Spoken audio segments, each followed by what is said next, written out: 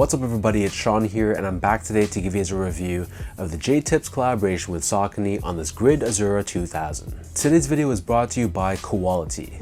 Quality is a Montreal-based streetwear brand and it's a brand that I've personally been supporting for years now. And recently they launched their spring and summer 2023 line, and it includes a mix of very wearable basics as well as statement pieces as well. And the products range from tank tops to t-shirts to shorts to sweaters and everything in between. So if you guys are curious to check out Quality, I'll link their website, their social media, all that good stuff down below. So be sure to check them out for all your wardrobe needs.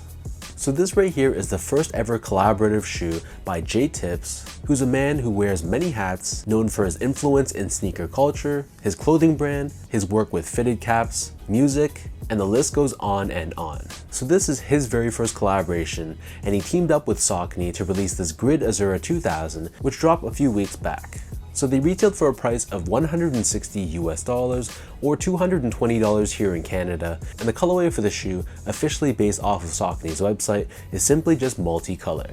So first things first, here's a quick look at the box, and as you can see, this is a very loud box which matches the loudness and the colors of the shoe itself. So on the very top of the lid, it reads here J-Tips first shoe in collaboration with Saucony Originals. And then every single panel on this shoe is a little bit different, and there's just something to see on all these different sides, which I thought was very interesting, and I personally really liked it.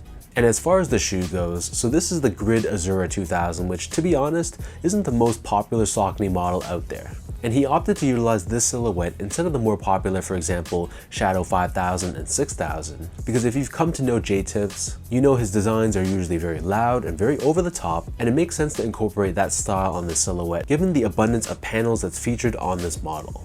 And if this colorway looks familiar to you, he drew a lot of inspiration from his bespoke Nike Air Force 1, which is a one-of-one design that he made back in 2019. So a lot of the same colors and material choices were sort of adopted on this model as well.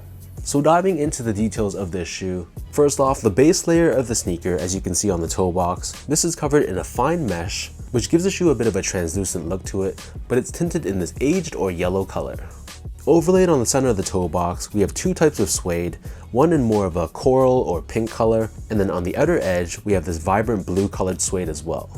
And then wrapping around the entire shoe, we have a floral printed leather, which actually has a bumpy texture to it with these translucent circular nubs, which you can see in certain angles and lighting.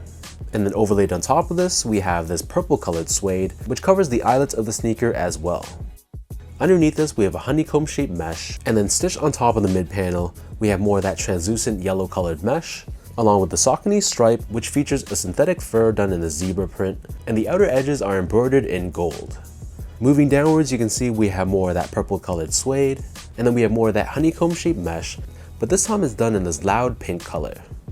Overlaid on top of this, we have more of that blue suede that we saw earlier on the front toe cap, and you can see we have more of that floral printed leather. And then on the bottom of the heel, we have this woven overlay done in this checkerboard style. And then above this, we have this black colored reflective 3M panel. And then on the top of the heel, we have the Saucony stripe embroidered across. As far as the laces go, so these come with two different lace options. The standard default lace are these thick rope style laces in gray, but they also give you a secondary pair of rope style laces in purple as well if you want to give the shoe more of a tonal look to match the side panels of the sneaker. Underneath this, the tongue is crafted in that same honeycomb shaped mesh that we saw earlier on the sides of the shoe. This is again done in that pink color, and then on the top of the tongue, we have this tag, which features Saucony worldwide branding on the right foot and Savior Originals branding on the left foot, which is a nod to J-Tips clothing brand. The interior of the shoe is lined in this green colored cotton textile, and then embroidered on the back Achilles area of the shoe, we have the phrase "Made by J-Tips" embroidered in white. Moving on to the insoles, so these come with custom branded insoles, so you can see the left insole and the right insole are mismatching. This insole is pretty well padded, lined with a decently thick layer of foam.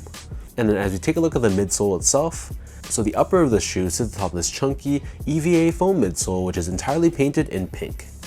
We have grid branding found on the lateral heel, along with the phrase "Remember who fronted" on the medial heel. And then turning the shoe over to the bottom, so this outsole is crafted using the semi-translucent rubber. So the rubber covers the forefoot and the heel of the shoe, but the pink layer in between is just exposed EVA foam. So we have a triangular shaped traction pattern found on the forefoot, and we have this translucent TPU window running down the heel of the shoe, and this blue plastic in the middle. This acts as a torsion bar, helping with torsional rigidity and midfoot support. And underneath this, we have this window which exposes the Saucony grid technology, which is this crosshatch shaped pattern which is embedded within this foam midsole. And basically what Saucony grid technology is imagine a tennis racket. So when a force is applied against this structure and rebounds it back, giving you that bounce back and impact protection. So that's basically what this technology does for the shoe, and it definitely helps from a comfort standpoint. So that breaks down the look and the construction of this pair. And for those wondering about sizing, my foot measures as a true size 10, slightly on the wider side. I got these in a size 10, which is my true size, and they fit me perfectly.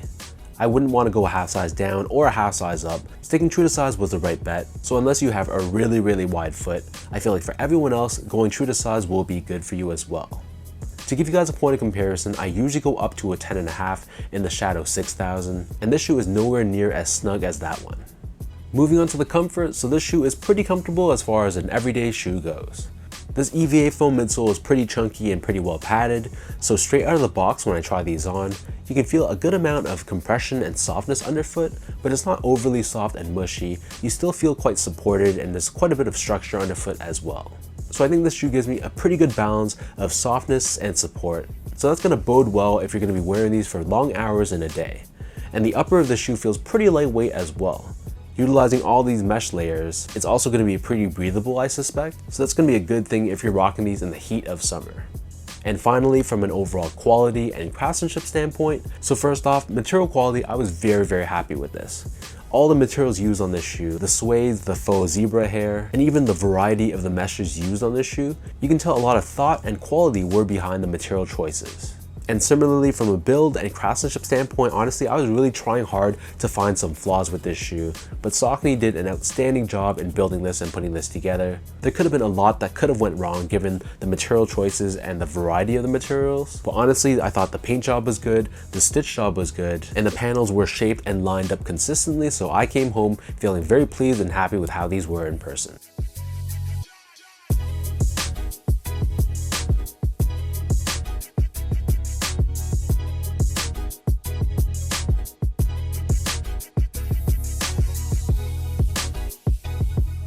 So with all that out of the way now, let's toss these on feet. I'll lace them up and I'll show you guys how these look.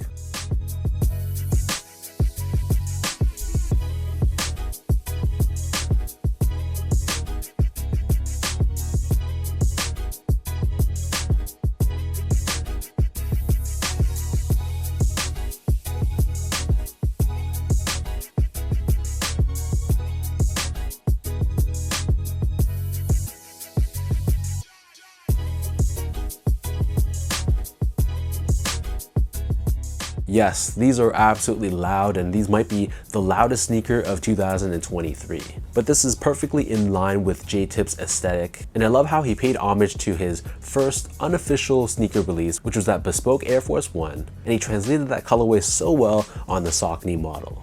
Is this a shoe for everyone? Obviously not. It's so loud, and I know equally the same amount of people who hate this shoe as much as those who love it. And for me, while it's not my favorite sneaker release of the year, it's definitely a bit too loud for me personally. I think if you wear this with the right outfit, something more neutral and plain, and let the shoe be the star of the show, I think it works in that respect. So let me know in the comment section down below, what do you guys think about this J-Tips and Saucony Grid Azura 2000? For anyone watching, did you also pick up a pair of these? Did you pass on these or take an L? Drop a comment down below and let me know your thoughts. If you guys like this video, be sure to like, comment, and subscribe to my channel if you haven't yet. You can follow me on Instagram at esco8, follow my Twitter account at sean.go, and visit my website at seango.ca. So until next time, thanks so much for watching. Hopefully you guys enjoyed this review, and hopefully I helped you in some way, and I'll catch you guys all in the next one.